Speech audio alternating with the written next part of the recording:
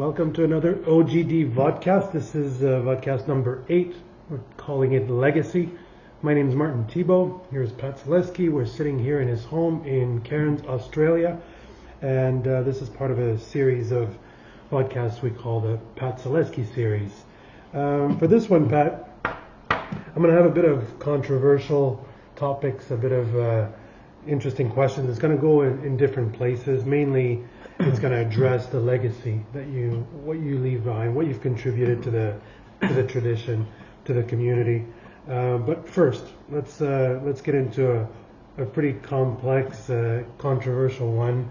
GD lineage. What is it, and is it necessary? Well, this is an interesting one. As people know, I started reading Regardie's books and we had a temple going before we even met Jack. We were doing okay. I think Chick and Tabby did the same thing. I think that other people around the world were doing okay. But let's get back to the word lineage and what that implies. Lineage means that you have a lineage from someone that has the lineage from Mathers, for example, or someone known to Mathers in that line coming. The idea of lineage, or correct lineage, means that you have A, got something transferred to you which is invisible, and B, it's a situation where it implies that you have all the past knowledge, accumulated knowledge passed on to you through the lineage. Now, B generally gets thrown out the window. People just don't, because there isn't that much of it around. I mean, depends who was initiated. Now, if it came to us in the early days, it would only be the people that came through New Zealand and the people that came through Regardie were reinitiated. So the problem you've got is that the ideological concept of what a lineage is taken by someone who says, I've got this particular high grade and what I'm going to do with it is that I'm in the strata all by myself and the peasants can go run around loose, but I've got everything, and that's bloody ridiculous. I saw correct lineage at Whare Ra, and I saw people that had no idea what the bloody hell they were doing. The lineage never contributed a darn thing to them at all, in one way, shape or form. But the baggage, or the B aspect, did.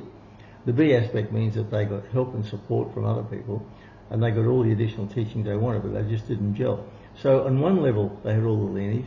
They couldn't find, my favourite expression is they couldn't find their way to the esoteric bathroom with all the lineage they had. And what did it do? Did nothing. The good examples are the big chief of Whare Ra, Von Dadelson, who really had all the lineage under the sun, all the correct yes teaching, and to put it in Frank Salt's words by Attorney Fuller, Frank never got it. I picked that up fairly early on. But I think it's overrated these days. It wasn't, because you've got to look at lineage within the time frame that's given.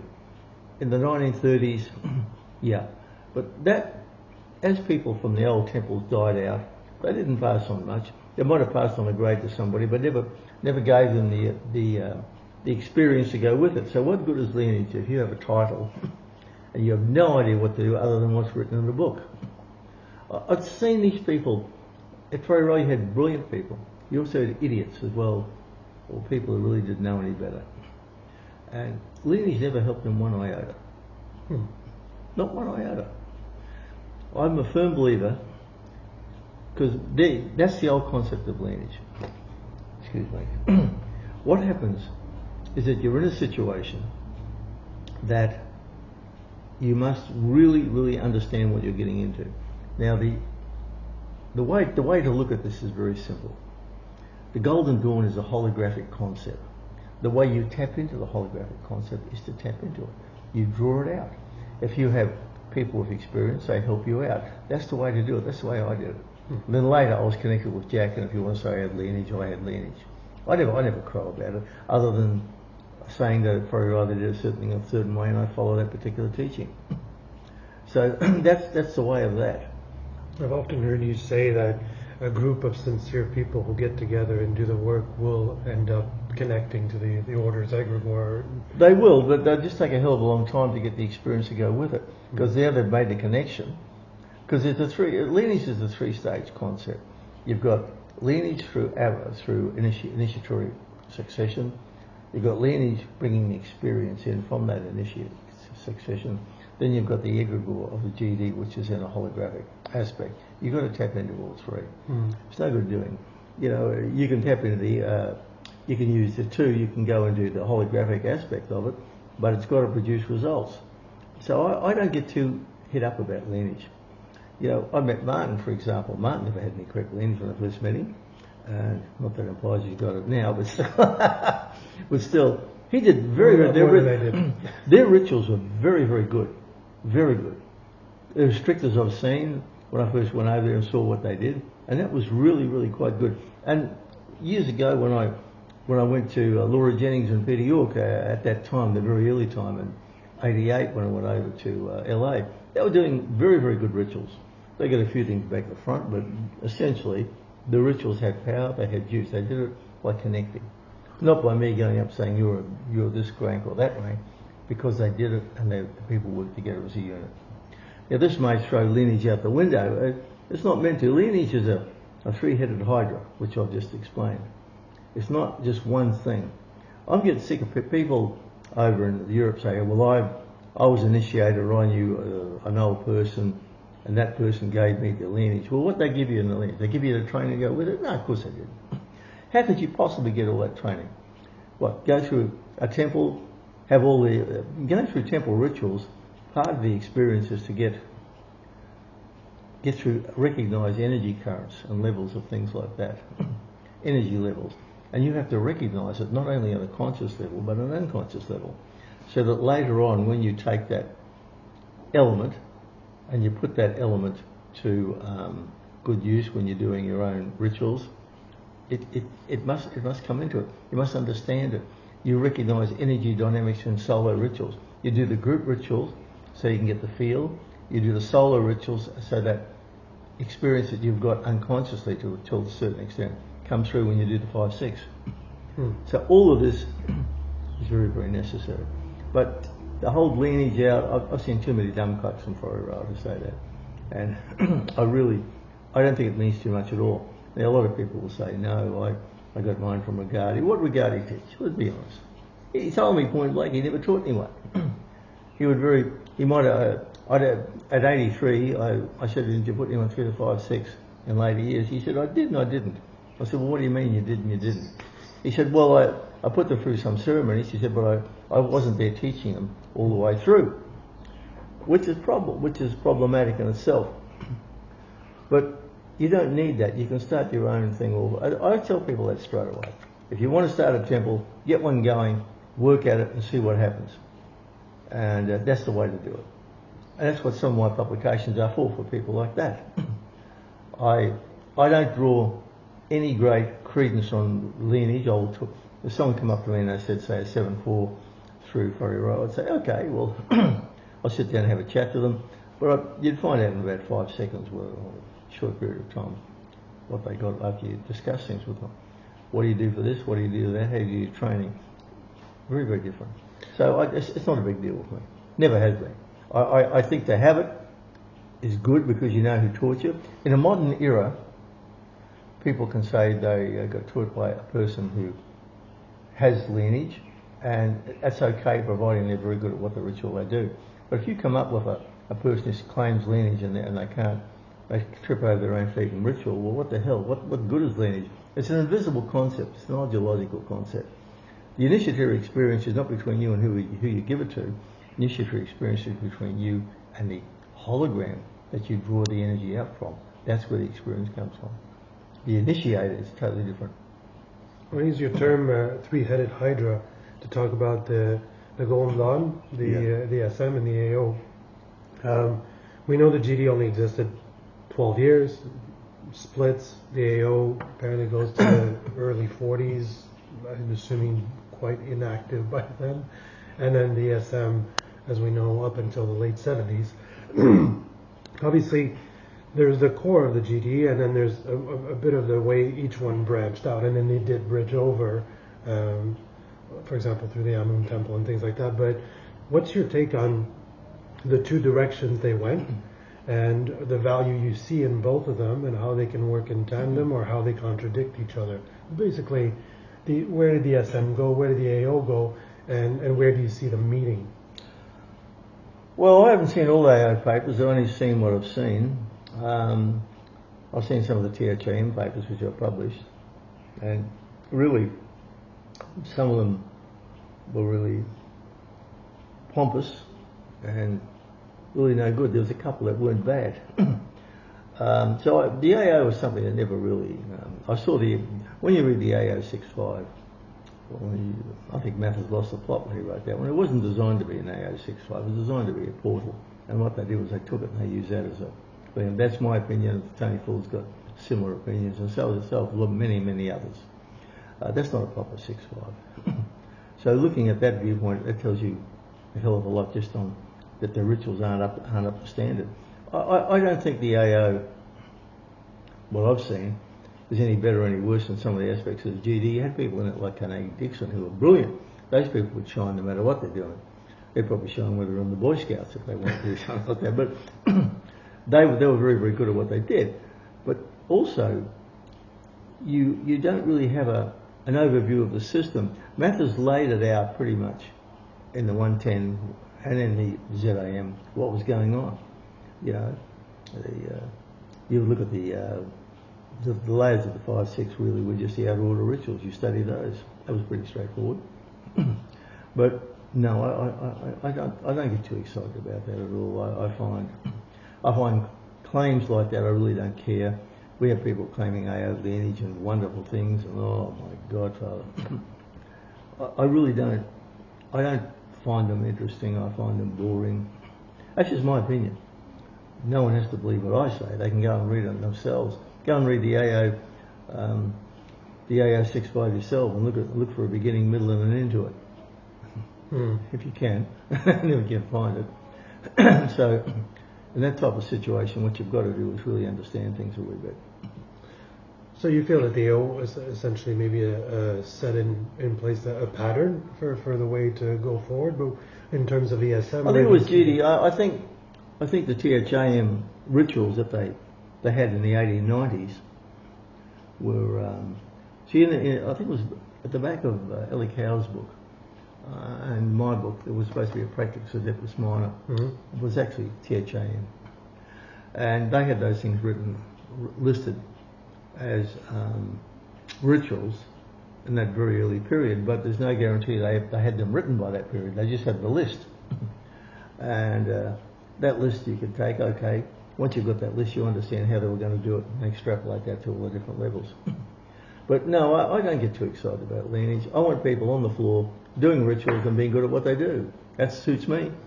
I don't care whether they got someone who was Mathers' long lost son and grandson and had a pile of Mathers papers to prove who they were.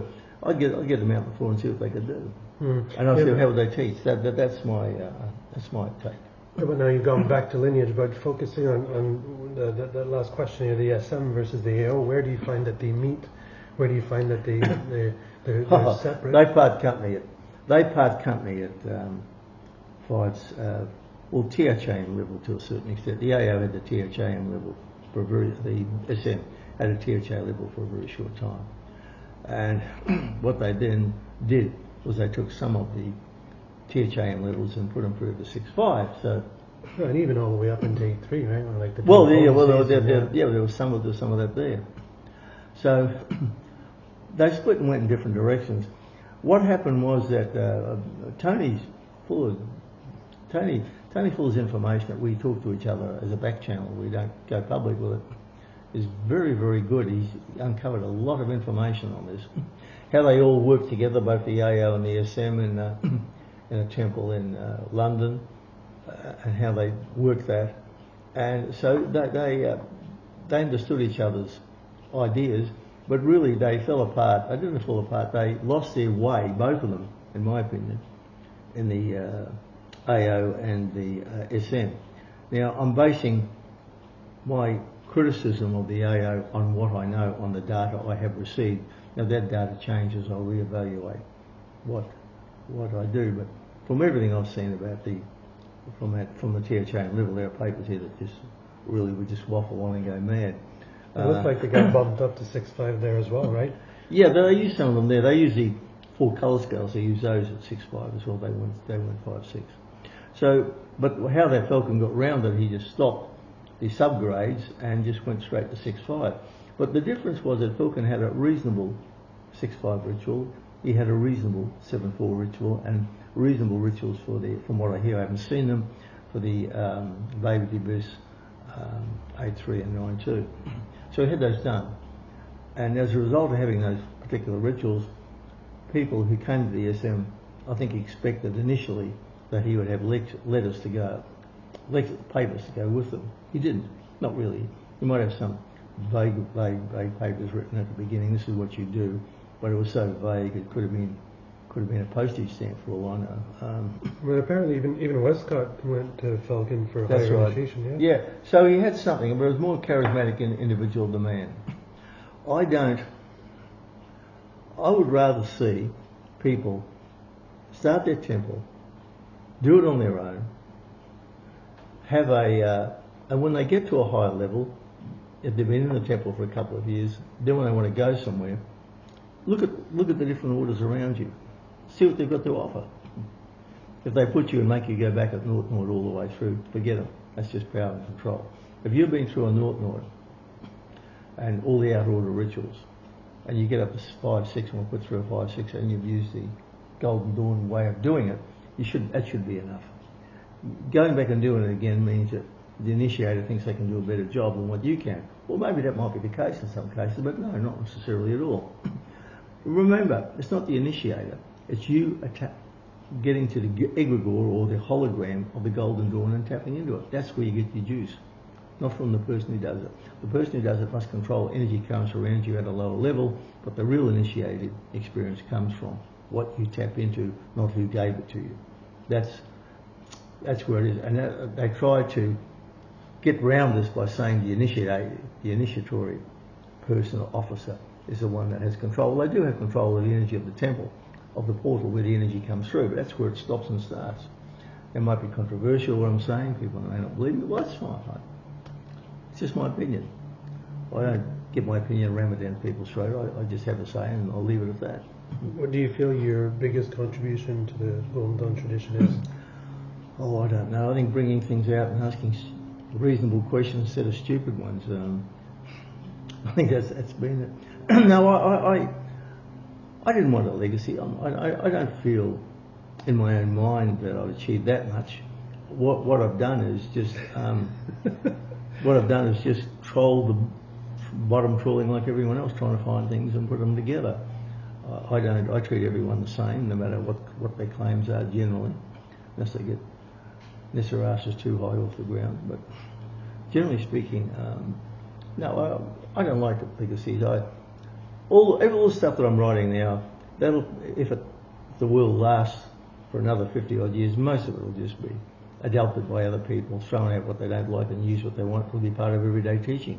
So having Pat Zalewski's name on it really doesn't mean that much to me, other than I'm trying to get it out to you people to know what I've learned and what my opinions are, and for you to take that knowledge and try and get rid of it, build on it, transform it, do anything you like with it, and to the point where you can understand how I approach them. Because I'm giving you, my legacy is my journey, but I don't really like legacy. I mean, someone's trying to leave a legacy behind. I never really tried that. I never really would. Still are. I get uncomfortable with it, to be honest. You're just very down to earth and very humble with the approach, but ultimately you've published more Golden Dawn material than perhaps anyone out there, and new developments and how many books do you have out right now? It's tremendous. Obviously, all that training you received, you're communicating it, you're sharing it, you're very open with it, you're contributing, you're constantly pouring back into the community, into the tradition. So it's huge what you've contributed, and that is a big legacy. But yeah, sure, take it how you want to. But I don't. Taking bows is really not my strong point. I know that, but But you did put some an interesting answer on that in the sense that you said, well, you what you contribute essentially is you've brought something and you're asking everyone to have a look at it, to question it, to expound on it if they like it, and that's something big in itself, because there's a lot of blind followers of the tradition, right? A lot of people who just grab documents, and because it says it on the document, you do it this way. There's no other way. There's no. Oh, don't get me into that again. A paper said this, so it must be so. No, that's not mine. That's the way I want to work. So, let's say in the next 10 years, 20 years, 30 years, into the future, where would you like to see the Golden Dawn be? And develop the different orders, the material itself, the people? I don't think the Golden Dawn's going to go after big orders. I think big orders will always be around, but I would rather see smaller temples who are more open with each other on the net and interact with each other about certain things. That's what I'd like to see. See, if you do that, you're tapering for the community around you and the people around you, not necessarily for the community at large, for a bigger thing. That's why I like smaller temples. Our temple had no more than about 15 members through a total, but we got through people 7-4. We worked out all the rituals and we worked our way through many times. It was good. I loved it. And when I got to here in Cairns, I did the same thing yet again. But this nonsense about lineage, I'm the great Umfa or Pumfa, is really not me. And I don't treat anyone else the same way. They can come along with an air of superiority, but who gives a shit, in all honesty. I don't care. I've seen too many of these people. Some of them have ability, some of them don't. But it's trying to what they project. What I project is me. Good, bad, and ugly, warts and all. That's what you get is what you see is what you get to a certain extent. That's the way I play it. That's the way I've always played it. Anyone else can come along with a high, detached viewpoint and be patriot. Put patronage ahead of everything else. No, that's not the way I work it. It's a beautiful vision, though, and you've embodied that over the last, I don't know how many years. This idea of being more communicative, more open, more sharing with each other in the community, because there is that tendency sometimes to isolate and keep and give little snippets. I've got this, no one else has it, and I'll show you that I have it, but I'm not going to show you all of it. And a little bit of this approach with documents and with teachings and so on and so forth. And so it's a nice angle that you bring, and I would love to see that as well. Now, in terms of unpublished material, because obviously there's a bunch of unpublished material still, hidden away in different collections. There's a bunch that's been published, and then there's the general understanding of what has been published in terms of how people have worked with it. Do you feel that, let's say there was nothing else from the unpublished stuff that ever came out, what is available now to the community? Do you think that the community has enough to really maximize, I guess, the experience and really take the Golden Dawn to right now? Sure they have. Definitely. That indeed. It's nice to know who did what and when and how they went about things, and looked at as to see whether you want to make the same mistakes that they did or get the same benefits as what they did. That's helpful. But to be honest, look at Enochian work. Now, the Golden Dawn limited itself essentially to the tablets, and that was about it, and a little bit on the seal Daemet. And when we got the THAM stuff, we found out they were looking at the cherubic angels, and all they did was they take the chest pieces, the names of the chest pieces, the god forms of the chest pieces, and place them on the cherubics. Well, that had nothing to do with anything. This is where Mathers stuffed it up. He should have gone back to the manuscripts and look how they worked. So there's a lot of things that the Golden Dawn and Mathers did in particular I don't like. That's one of them. If you're going to look at the cherubics, find out what Dee did and go back to the original manuscripts. If you want to do your own journey on that, that's fine. It's handy to have the names of the Egyptian deities in analogy to cherubics, but that does not mean they are the cherubics. So Mathers really should have gone back to D and looked at that a little bit more carefully. I don't have much time for that. Look, it's pretty straightforward. I covered a fair whack in my third edition of my GD and Orchid Magic book. It's a fantastic book. Yeah, well, it was okay. We covered a lot. There's a lot there that I hadn't covered too, that I my own work on, but I was never ever sure. Because I constantly update my work. What I think of 20 or 30 years ago, I might have written something in a book, I might change my mind. It's that simple. And people just can't get around that. I had one person, he said, "Oh, you wrote that, you said so-and-so." I said, "Yeah, that was 30 years ago." I said, "I've grown since then. What do you expect me to have the same viewpoint at the Golden Dawn on a certain subject?" Yeah, you're not evolving much if you still hold the same opinions as 30 years ago. Yeah. So speaking of your books, so every author has a favorite book of theirs. I'm assuming you have one that you feel is, was your best, or that, was your best contribution. Which one would that be? My best book is not my best contribution. So your favorite one, and then the one that you feel. The one that I thought, well, obviously, there's Ritual Commentaries and the Tarot book. Those two, I couldn't decide between either one. But the one that I liked the most was the Alchemy book, because we broke new ground and continue to break new ground. And incidentally, there'll be another. Where I'm with Martin working on that now, with a whole lot of different papers coming through. So that's going to increase in volume, hopefully by about quite a great deal. And like double the size. Yeah, we're pretty close. So yeah, but see, this is it. Most people don't understand the alchemy concept, don't want to understand it, and taking it to the GD is for them is very, very boring. If you don't understand the concept, and you're reading a paper and you say, "Well, how can I use this?" You can. I've taken alchemy out and I've applied it to different parts of my life. It gives me a guide to what's coming. I mean, when I first came back to Australia here in 1999, it was a dark part of my life, believe me. I was reorganising myself at many different levels, so that was the dark night of the soul, or the blackening period. Now, after the blackening period came the whitening, which was when I started to type out books and get things going. The two books, the Ritual Commentaries and the Golden Dawn, the Magical Tarot of the Golden Dawn, we got those published. They come out. So that was a period of enlightenment. Then there was the yellowing, and then there was the reddening, and you restarted all over again. So that I had a guide in which to go. I try and apply that principle to it. And I know if there's a blackening, generally, but not always, depending on how you want to, what your chronology is for you. Where you cut off point between one colour and another. So I like the alchemy side of it.